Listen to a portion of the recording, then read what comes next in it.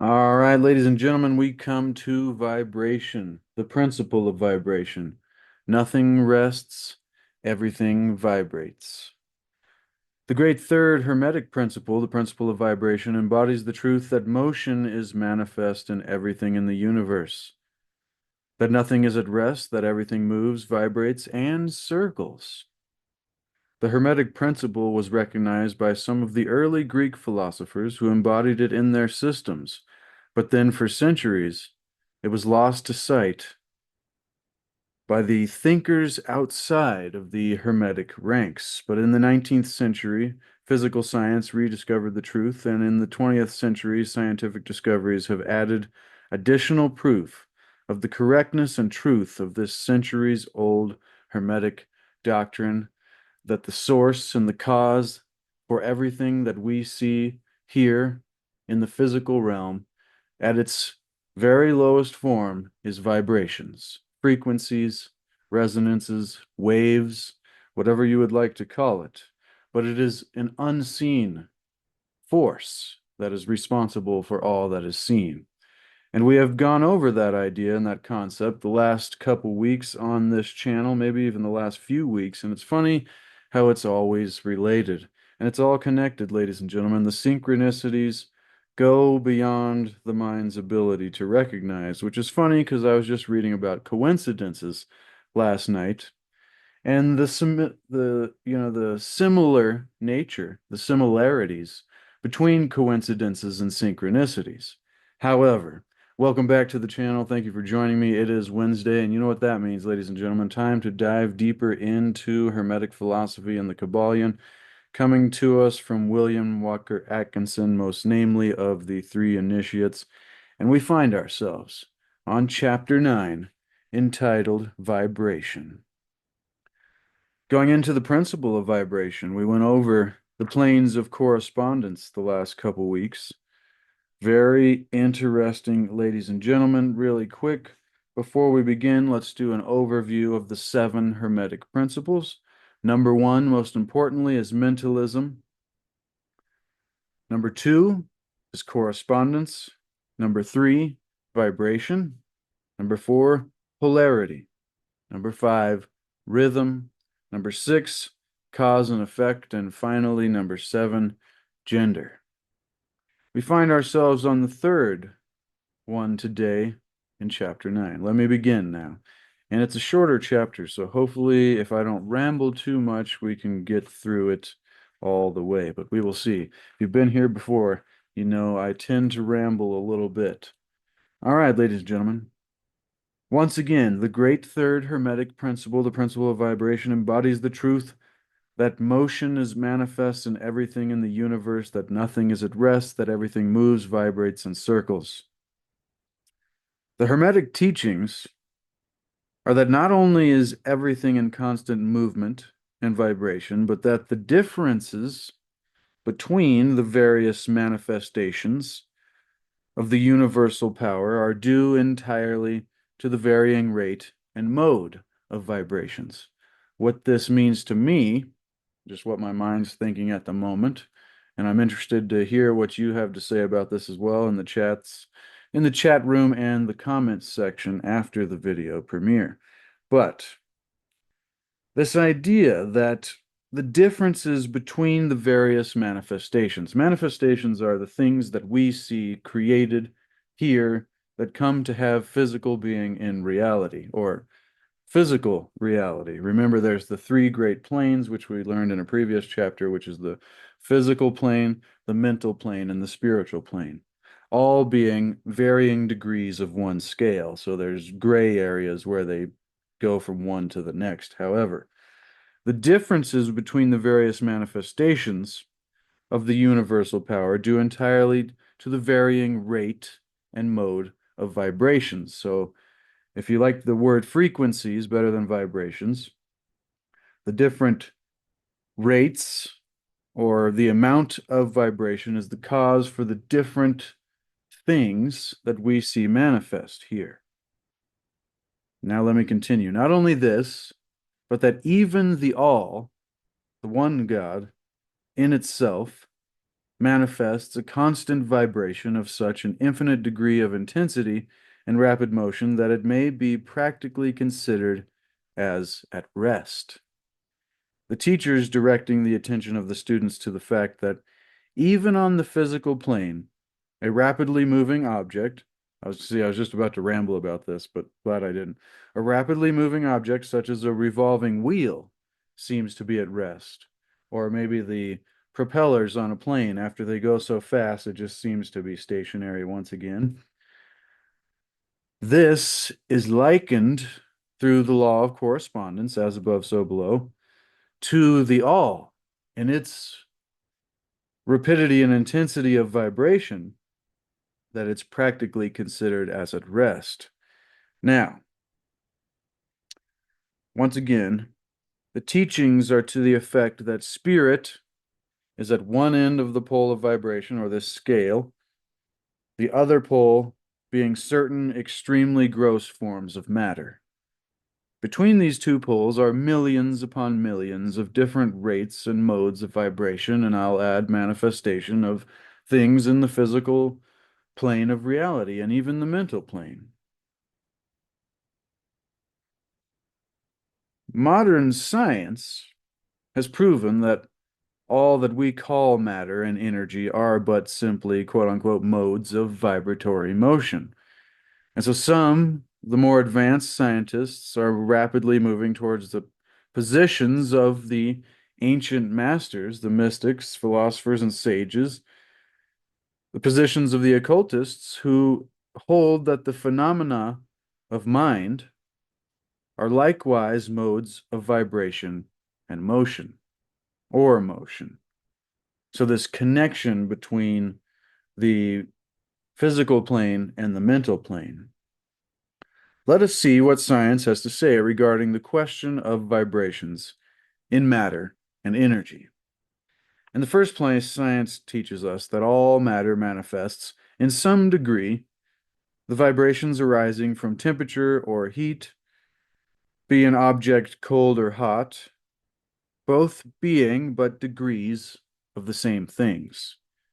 It manifests, or it comes into being, certain heat vibrations, and in that sense is in motion and vibration.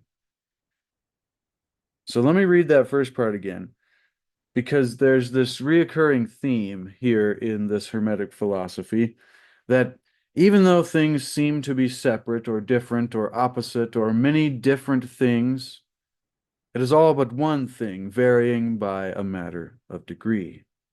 And so the way that I understood this was the concept of there is wood. And then there is many different kinds of wood, but those different kinds of wood are merely just varying degrees of wood.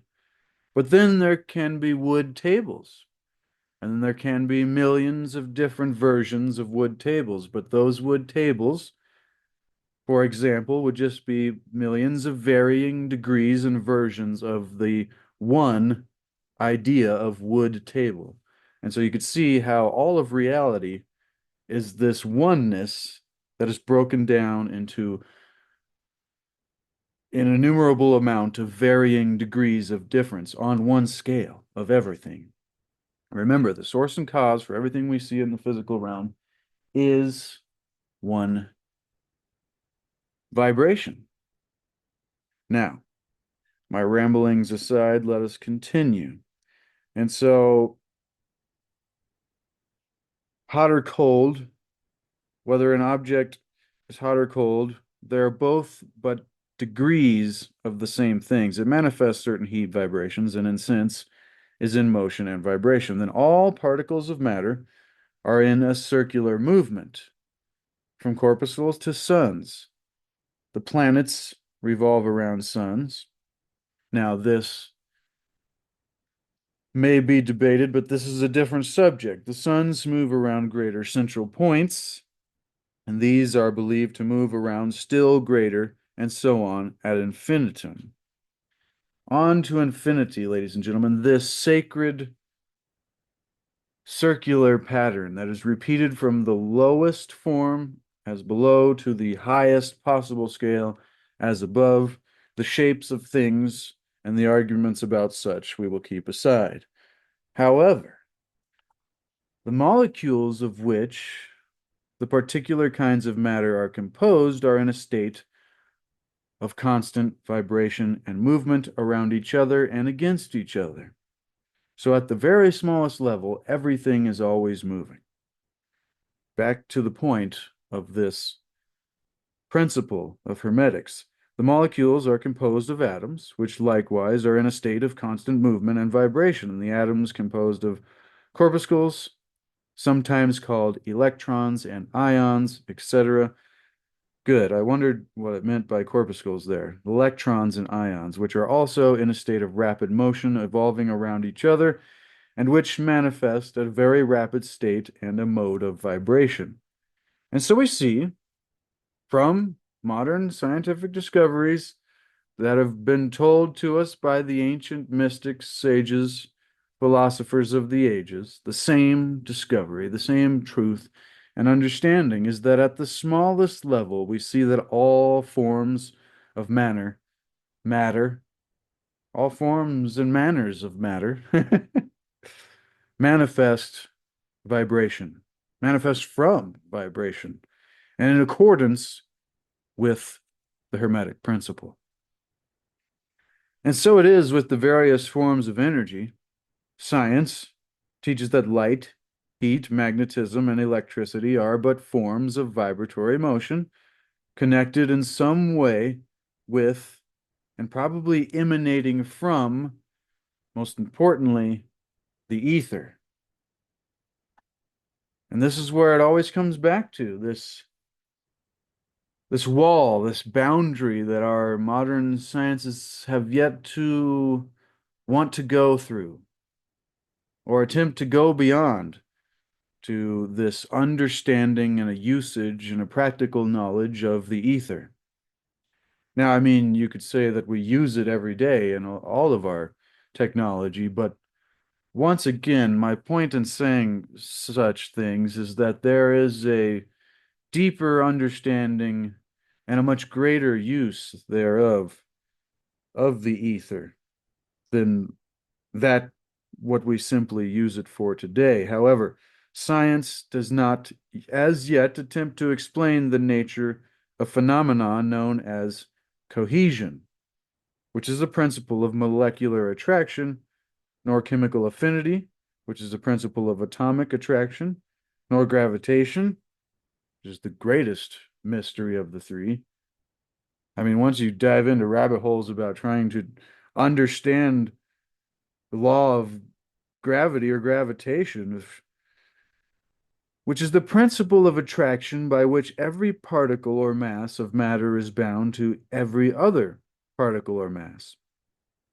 These three forms of energy are not as yet fully understood by science, yet the writers incline to the opinion that these too are also manifestations of some form of this vibratory energy, this source, this force, Tao, grand organized design, great spirit, God, universal intelligence, universal organizing intelligence. I mean, whatever you want to call it, there is this thing that is an underlying thing for all of reality that seems to have been extremely important in an attempt to understand for every spiritual pursuit and philosophy throughout the ages.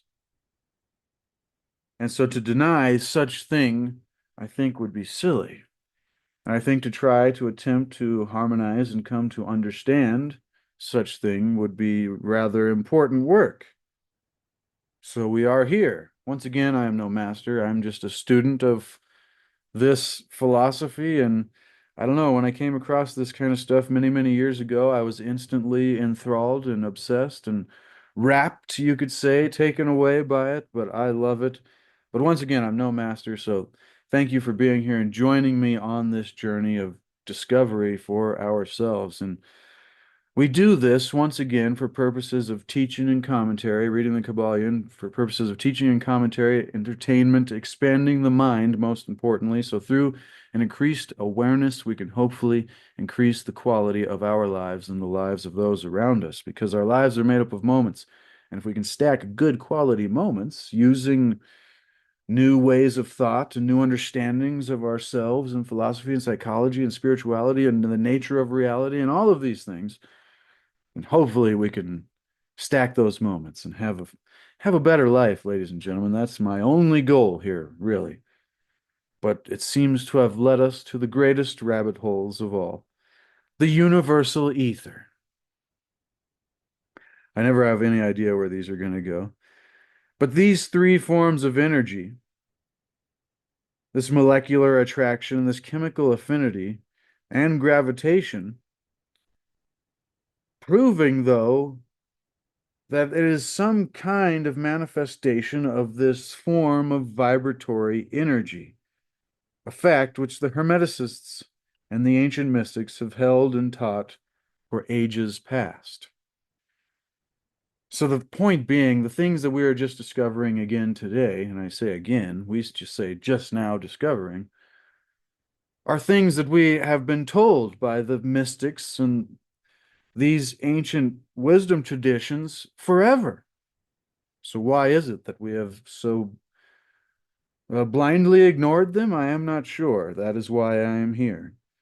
But it is held that the universal ether, which is postulated by science without its nature being understood clearly or delved into further, is held by the Hermeticists to be but a higher manifestation of that which is erroneously called matter.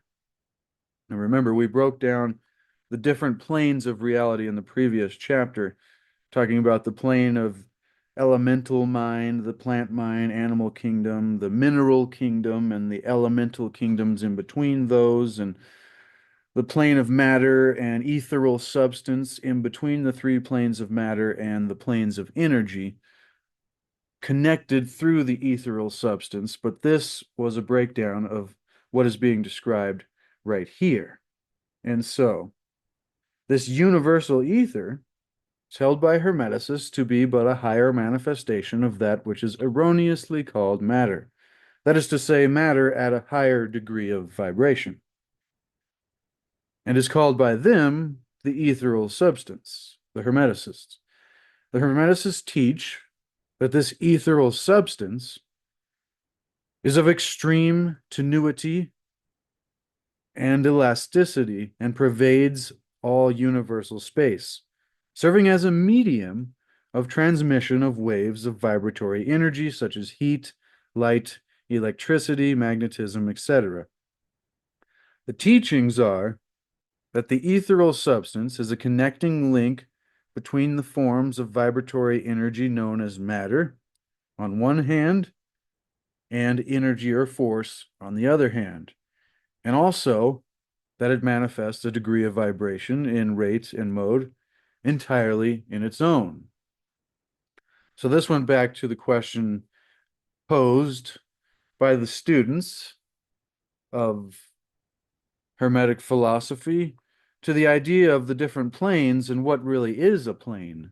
Is it a dimension, like a space with measurable, or is it rather a state or a condition? And the paradox was that it is both. And this is similar to that of the ether or the ethereal substance, in which it is a form or a vibratory form of matter, but yet at the same time, it is in a degree, it manifests a degree of vibration entirely in its own, separate from energy and matter, and works as an intermediary in between, is what I am getting so far. If you're getting something different, please let me know. This is open for contemplation. This is open for debate, meditation, rumination, ponderation. And every time on this series, and in all the series we have done in the Hermetica and the Corpus Hermeticum so far, this is the third book in my Hermetic discoveries. But remember, the way that we can understand this deep, deep philosophy was taught to us by Thoth, or Hermes Trismegistus, the Egyptian sage god Thoth. And the first words of the prophecies of Hermes is the lesson on how we can come to really understand and grasp this extremely deep, universal, age-old wisdom. And that is through this, a pure philosophy, which is what we're discovering. There can be nothing more true or just than to seek to know the things that are, which is a pure philosophy. Pure philosophy is a spiritual striving through a constant contemplation to attain what? True knowledge of Atum, the one God, also known as the all or reality, the universe. But so the lesson there is how we can understand the deepest things that we are going through now and we have gone through before and we will go through in the future is through a constant contemplation, a constant meditation, constant rumination, a ponderation, a thinking upon, so that we may come to attain true knowledge of Atum, the one God. Now, having sounded, we'll continue before I ramble more, ladies and gentlemen. So, scientists have offered the illustration of a rapidly moving wheel, a top or a cylinder to show the effects of increasing rates of vibration. The illustration supposes a wheel atop a revolving cylinder running at a low rate of speed. We will call this revolving thing the object. In following out the illustration, let us suppose the object is moving slowly. It may be seen readily, but no sound of its movement reaches the ear. The speed is gradually increased, and in a few moments its movement becomes so rapid that a deep growl or a low note may be heard. Very weird. I've heard mention recently and throughout years, the last few years, of these weird noises that can be heard in strange locations and that are as of yet unexplained. I mean, a lot of people have different ideas and theories with these strange hums and weird noises, whether it's from the sky or the ground or just seeming ambient in the environment. But see, everything's connected. That is a weird mental synchronicity there or coincidence. But when the movement begins to be increased, let me read that again. We've seen the movement in a few moments becomes so rapid that a deep growl or a low note may be heard. Then, as the rate is increased, the noise rises one in the musical scale. Then, the motion being still further increased, the highest note is distinguished. Then, one after another, all of the notes of the musical scale appear. This is really deep, this part here. This could be an entirely different subject in its own, but let me continue. Rising higher and higher as the motion is increased. Finally, when the motions have reached a certain rate, the final note perceptible to human ears is reached.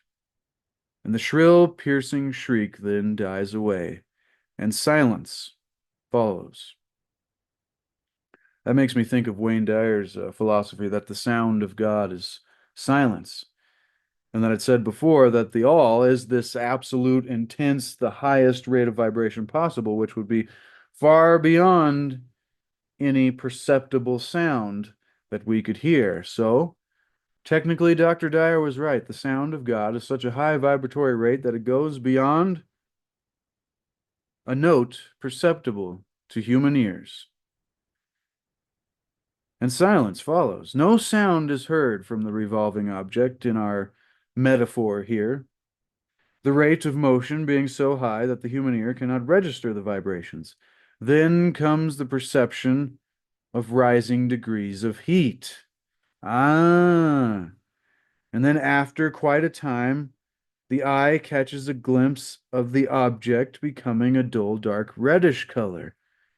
So we're going from sound to temperature, and then beginning from higher increasing rates of this scale, we begin to create light. This is just what my mind's what's coming in my mind here. As the rate increases, the red becomes brighter, and then as the speed is increased, the red melts into an orange if the object was capable to withstand such amazing feats of reality. This would be an amazing thing to witness, ladies and gentlemen. But then as the speed is increased, the red melts into orange, the orange melts into yellow, then follow successively. Now I'm thinking of lightsaber colors. How the dark side, this is me around. Sorry, ladies and gentlemen, but the dark side is red and orange. And the yellow in the philosophies of such worlds is an intermediary. It's an interplay between those who may have been dark at one time and have turned light. Wow. It also represents different categories of the sentinels and the guards and the warriors and whatnot. However, this scale, everything is connected. Even when we look at the scale of the levels of consciousness developed by Dr. David R. Hawkins, this, what is it called? The light spectrum. There we go. But this scale, it's very interesting. Anyways, I'm rambling too much. Let me continue. So we go all the way from speed of vibration to sound, and then sound goes all the way beyond what we can hear that begins to turn into heat, going so fast of vibration, and then the heat eventually begins to create light, and then the light increases from red to yellow, or red to orange to yellow, and then follow successively the shades of green, blue, indigo, and finally violet. As the rate of speed increases, then the violet shades away and all color disappears, the human eye not being able to register them, ultraviolet. But there are invisible rays emanating from the revolving object still as it goes further in its increasing rate of vibratory motion. I'm loving this example here. The rays that are used in photographing and other subtle rays of light then begin to manifest the particular rays known as the quote unquote X-rays and etc. As the constitution of the object changes, electricity and magnetism are then emitted when the appropriate rate of vibration is attained. Wow. So electricity and magnetism being the highest on all of those scales of motion and temperature and light. Very fascinating. A lot to think about in that little section there, ladies and gentlemen. A lot to think about. We only got a page and a half. Let us continue and sum up this wonderful discovery of the principle of vibration. When the object reaches a certain rate of vibration, its molecules disintegrate. So we're still thinking about this same top spinning, for example, through all of these incredible processes and rates and modes of vibration, as we're discovering the different scales on the scale of vibration, the different points among the scale of vibration. Remember, all of this being one thing with varying degrees of difference. So once again, once it gets so fast, its molecules disintegrate and resolve themselves into the original elements or atoms. Then the atoms, following the principle of vibration, are separated into the countless electrons. And remember, I called them corpuscles, but they were talking about, but anyway, electrons and ions and etc. And so, and finally, the electrons and ions even disappear, and the object may be said to be comprised then finally of the ethereal substance, that which is the intermediary between the physical and the energetic planes, planes of matter and energy.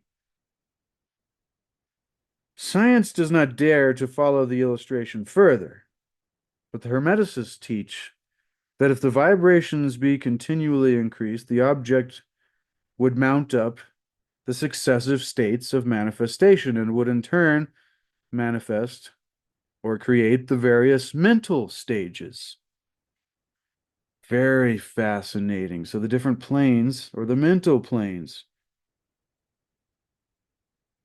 that was, let me see if I can get back to that really quick. Plane of matter. Here we go. The plane of mineral mind, elemental mind, plant mind, elemental mind, animal and human mind. Very fascinating.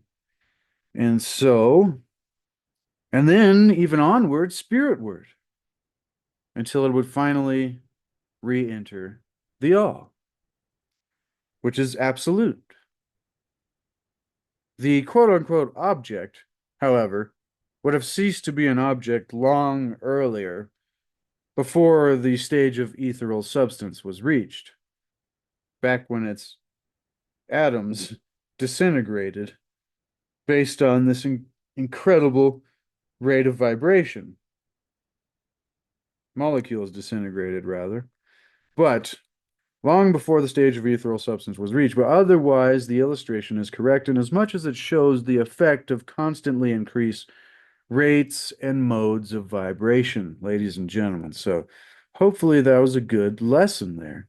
It must be remembered in the above illustration that we have given just now, that at the stages at which the object, quote unquote, the top that we were imagining spinning, whatever it was you were imagining, the object, at the state at which it throws off the vibrations of light and heat, it is not actually resolved into those forms of energy. Resolved is in quotes, which are much higher in the scale, but simply that it reaches a degree of vibration in which those forms of energy are liberated in a degree from the confining influences of its molecules, atoms, and ions and electrons, as the case may be. So it's saying that the object itself doesn't become heat or light, but that its nature or its makeup, its elemental makeup, expresses those states or conditions, is not actually resolved into those forms of energy, which are much higher in the scale, but that it reaches a degree of vibration that those forms of energy are liberated from the confining influences of its molecules, atoms, and such. So these forms of energy, although much higher in the scale than matter, so once again, heat and light, much higher in the scale of vibration than matter is, but they are imprisoned and confined in the material combinations by reason of the energies coming into being through and using material forms, but thus becoming entangled and confined in their creations of material forms, which to an extent is true of everything we see, obviously. The creating force becoming involved in its creation. And remember, this goes back to the lesson we learned in the all in all. It's like this idea, it's still the wonder remains that the earthworm exists merely as a lowly thing, created and having its being solely within the mind of God, but yet God, the all, is immanent in the earthworm, in the particles that go to make up the earthworm. So can there be any greater mystery than this? And this goes back to as above, so below. But this idea that, let me find it here again. The all is immanent in, remaining within, inherent, abiding within its universe, every creation. So every particle, unit, combination within the universe is usually illustrated by the Hermetic teachers by a reference to the principle of correspondence. But this idea of a mental image of a creator, and in each case, the student will find that the image has its existence and being solely within our own mind, but yet we, the thinker, is in a sense also immanent in and remaining within the mental image also. And so, other words, the entire virtue, life, or spirit of reality of the mental image is derived from the immanent mind of us, of the thinker, of God, of the all. And so back to what we were just saying, that to an extent, it is true of all creations, the creating force being involved in its creation. So this is how we can have material things that are lower on the scale than heat and light express those states or conditions that are higher on the scale, because by reason of these things using material forms and thus becoming entangled and confined in their creations of material forms, which to an extent they express the same thing, so much as the same as Shakespeare's characters in his play are expressing the energy, the life, the emotion of Shakespeare, the author, or the playwright, whatever. And that's a different thing. Please throw your comments about the reality or unreality of the character known as Shakespeare. However, that's a fun side tangent on his own. We're learning a lot here today, ladies and gentlemen, and we're almost to the end, so hang on. The Hermetic teachings go much further than do those of modern science, of course. That's why we're discovering things that they've been telling us for centuries. They teach us that all manifestations of thought, emotion, reason, will, desire, or any mental state or condition are accompanied, we all should already know this, by vibrations, frequencies, waves, a portion of which are thrown off and which tend to affect the minds of other people by quote unquote induction. This is the principle which produces the phenomena of telepathy, mental influence. Have you ever looked at somebody, nodded, and they knew the entire sentence that you were thinking at that moment, and like they went about and did the thing, then you were able to do the thing, and all you did was nod at each other. And it was like, yeah, they totally knew what I was trying to do, and I seen what they were doing, and it was obviously we were both doing these things. Nobody had to say anything. Good. Thank you. The smallest form, but still some form of telepathy, in my own opinion. Mental influence, and in other forms that, once again, this goes back to vibrations, mental states and conditions, also vibrations, portion of which we throw off and send out. Other form of the action or power of mind over mind, which the general public is rapidly becoming acquainted to, owing to the wide dissemination of occult knowledge by the various schools, cults, and teachers among these lines at this time. Every thought, emotion, or mental state has its corresponding rate and mode of vibration. And by an effort of the will of the person or other persons, these mental states may be reproduced. This is very deep. This could be its own video entirely. Just as a musical tone may be reproduced by causing an instrument to vibrate at a certain rate, just as a color can be reproduced in the same way by a knowledge of the principle of vibration.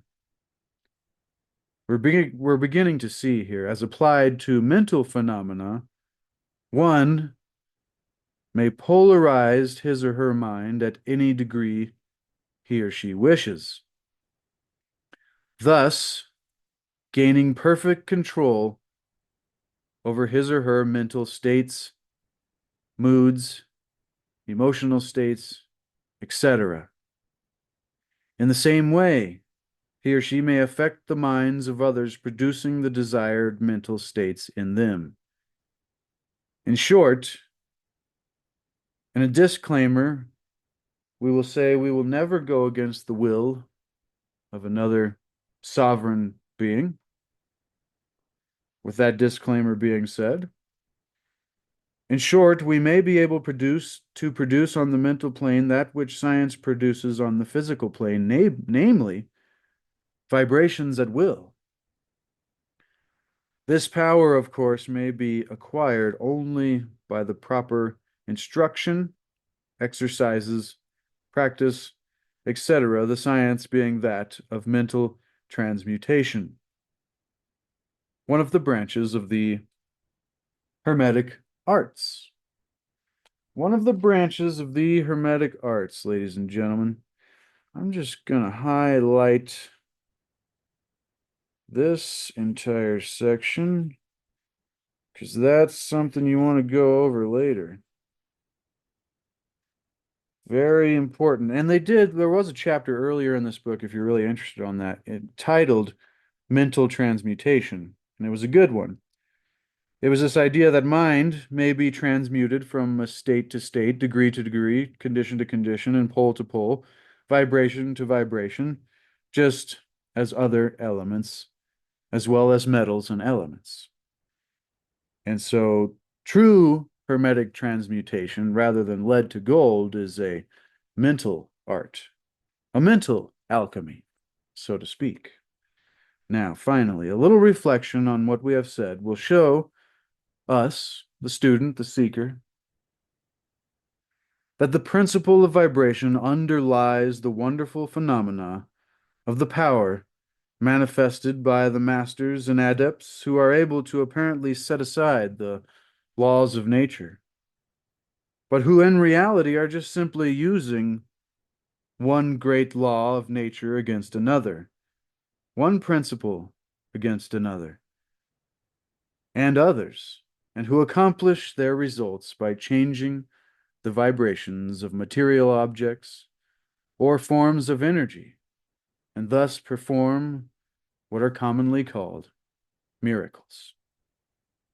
Once again, ladies and gentlemen, these masters and adepts who accomplish their results by changing the vibrations of material, energetic, and mental, and thus are performing what we would commonly and comically misunderstood miracles. Real miracles, ladies and gentlemen, are possible for each and every one of us. This is why we're reading yesterday Manifest Your Destiny from Dr. Wayne Dyer, using these same understandings, just described in a different way. As one of the old Hermetic writers has truly said, quote, "He who understands this principle of vibration has grasped the scepter of power, the scepter of true personal power." And that, ladies and gentlemen, is a boom to the great Hermetic principle of vibration. Wow. Next week, ladies and gentlemen, we have the principle of polarity. Everything is dual, everything has its poles and has its pairs of opposites. We'll leave it there, ladies and gentlemen. That was a boom to Hermetic philosophy and the Hermetic principle of vibration, and understanding of an important key aspect of the nature of reality and what is the cause and the source for a lot of everything that we see happening and going on here in reality, especially when it comes to that last little bit there about being able to experience different states, emotional states and mental states, through harmonizing and aligning ourselves to different vibratory patterns, different frequency levels. And so be sure to go check out the Scale of Hawkins, or the Scale of Consciousness by Dr. David R. Hawkins. It will correlate to this very well. But with that being said, ladies and gentlemen, thank you so much. Remember, seek to achieve and maintain happiness through an enlightenment, or through enlightenment. Well, to me, that just simply means a greater awareness, becoming more aware and a greater understanding of the nature of ourselves, spirituality, psychology, philosophy, reality, so that through this increased awareness, we can increase the quality of our lives and the lives of those around us. And remember to continue to seek the lost wisdom of the ages and the mysteries of our history. As well, keep in mind that there is no way to happiness. Why? Because happiness is the way.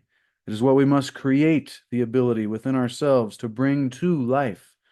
So that once we have created that ability through effort and diligence, lifestyle, practice, that all those things we've been telling ourselves, oh, when I get this much and have these, I'll finally be, that becomes irrelevant because then we are there. And then hopefully that entire journey is wonderful. All right, be sure to expand the description to find a link below the video box here. Hit more, expand the description. You can find a link for yourself to get the book for yourself, to put it on your shelf, as well as a link to the Hermetica and the Corpus Hermeticum, the Divine Pymander, Thoth, Hermes, Trismegistus. Get it for yourself to put it on your shelf. Ladies and gentlemen, follow along future episodes in this series as well as for personal reference. Constant contemplation. Remember, that's the way we get it.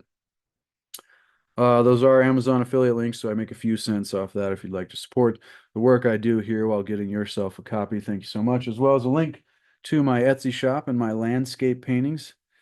And I also have a YouTube channel, CLC Paint, if you'd like to paint along with me. And also a link to C60 Purple Power, the ultimate antioxidant known to man. Buckminster Fullerene, Nobel Prize winning, discovered by Buckminster Fuller. If you've never heard of that, check that out. I've been using it for years. No news is good news. All right, ladies and gentlemen. I love and appreciate each and every one of you. Thank you so much for spending time here with me. And until next time, be the change that you want to see. Be the example that you want to set. No, no, no, no, no, no.